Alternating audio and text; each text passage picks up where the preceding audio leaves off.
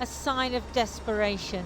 16 tons of food and baby formula dropped over Gaza from the back of a Jordanian Air Force transporter.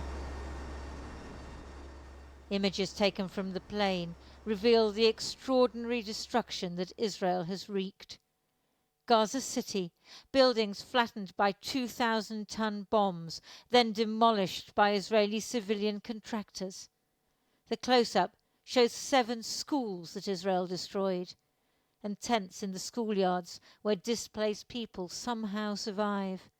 The El Halous Hotel, where Gaza's middle classes used to hold wedding parties.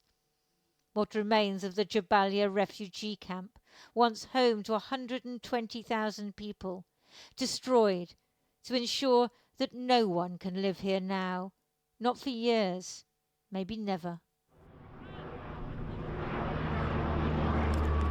The food parcels fall where they fall. There's no organised distribution, with lists of recipients and priority for the vulnerable, as the UN used to ensure.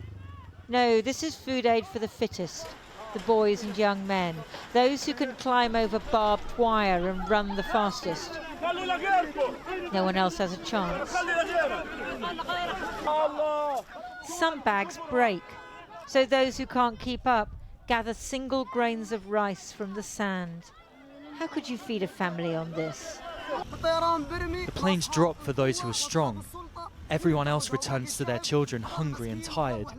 People who were well off, even doctors, now come here and get humiliated, and then return to their children with nothing.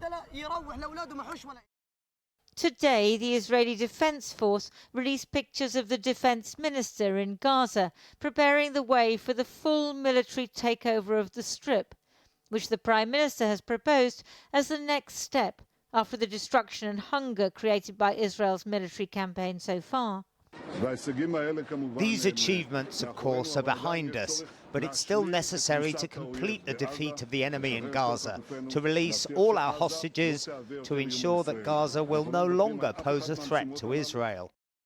The Chief of Staff, Eyal Zamir, was in Gaza at the weekend.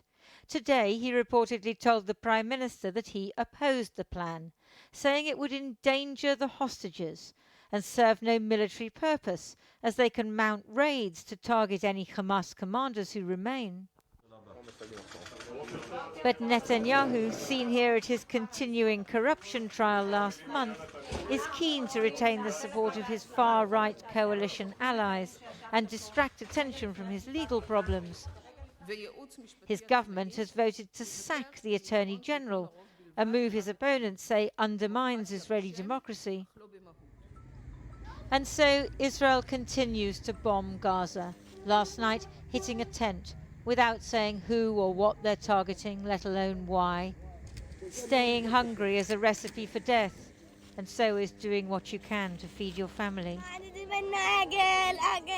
11-year-old Ala Abu Khater says her mother was killed while going to find food.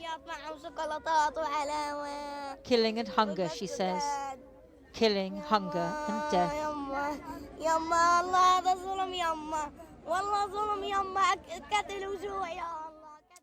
Lindsay Hilson with that report. Well, joining me now from Maine is the Middle East analyst Aaron David Miller, who worked extensively in the State Department, including during the Camp David negotiations between Israel and the PLO.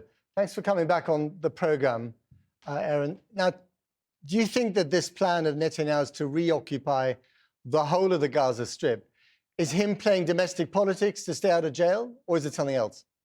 Well, you know, it's hard to say. The Israelis already are deployed in 75% of Gaza, and they've hollowed out Hamas as a military organization, even though it exists as an insurgency. And you have estimated 20 hostages that are alive and 30 plus that are no longer alive. It's hard to know whether this reflects a major shift in Israeli policy to redeploy in the 15% of Gaza where the Israelis are not operating, or whether it's simply part of a pressure tactic to lean and ramp up pressure in order to get Hamas to agree to another interim arrangement. It's hard to know. Donald Trump has not weighed in on this, and it seems to me that without at least a blinking yellow light, particularly in the wake of Stephen Witkoff's recent trip, that the prime minister would go ahead without at least the acquiescence of Washington. We'll get on to Trump in a minute, but I mean, on its own, does this plan make any sense at all to you, to reoccupy the whole of the Gaza Strip? No, I mean, it's been a political war for some time now. As I mentioned, the organized capacity of Hamas to operate as a military organization, as it did on October 7, is gone. It exists as an insurgency. It can ambush, plant IEDs, and 50 Israelis have been killed since the resumption of military activity in May. So, no, I don't see the upsides. And not only that, until October 19, when the Knesset re-adjourns after its summer recess, Mr. Netanyahu is virtually free from any dissolution of the government. So it's hard to calculate on this one. Okay, so what about Trump then? I mean, could Trump turn on Netanyahu in the way that he's turned on Putin? Because I know they've had a fairly complicated relationship. Yeah, I mean, look, I think Donald Trump would, turn on, breaking with the Israelis. I don't see any of that. No American president. Go lukewarm. Yeah, under three circumstances. Number one, if Trump really believed, to use the word he's applied to Putin, that Netanyahu was playing him. Number two, if Netanyahu's policy makes Donald Trump look feckless and weak. Or number three, if Benjamin Netanyahu basically got between Donald Trump and something he really wanted. Right now, I just can't see the president, who's not focused on Gaza. We're supposed to hear about a new aid plan. Where is that? So again, yes, he can turn, and yes, he's sidelined Netanyahu over the last 6 months, 4 or 5 different times. Hard to see a break or a dramatic pivot in which Trump would say, end the war or else. As you said it yourself, unless Netanyahu gets in the way of Donald Trump and something he really wants. Something he really wants is still that Nobel Peace Prize. And I know to many people that sounds like a joke, but I'm pretty sure he still wants it. And he might even get it if there's peace in Gaza and in Ukraine.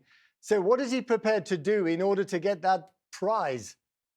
Well, first of all, you need a Saudi government willing to cooperate, and that's going to require certain bilateral goodies, which the Trump administration would clearly be willing to give to the putative king, Crown Prince Mohammed bin Salman. But you need an end to the war in Gaza, an end to the war that normal humans would recognize literally as the end of the war. And then you need some sort of bridge, even symbolic, in which the Israeli government would commit itself to the proposition that Gaza first was not Gaza only, something to generate something for Palestinians, a political horizon, a vision of 2 states somewhere off in the distance. Just finally and briefly, I mean, we in Europe have been, thinking about Gaza an awful lot in the last 2 years, almost 2 years.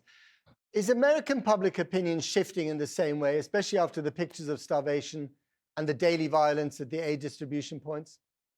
Well, American public opinion, if you believe the Pew polls, has fundamentally shifted, although, as you can imagine, there's a breakdown, a mirror image among Democrats and Republicans. Look, but the reality is, how does any of this translate itself into actual policy? I mean, with all due respect to the Europeans, the 3 countries that Israel cares most about in the EU, Britain, France, and Germany, have hardly, in my judgment, acted to impose any sort of significant or serious costs on either the government of Benjamin Netanyahu or the U.S. for enabling that Israeli policy. So again, no, I don't think. And then you get to the issue of the Arab states. What Arab state has imposed a single cost or consequence on Israel or the U.S. as they've watched Gaza implode? Indeed. Aaron David Miller, as ever, thank you very much indeed. Thanks for having me.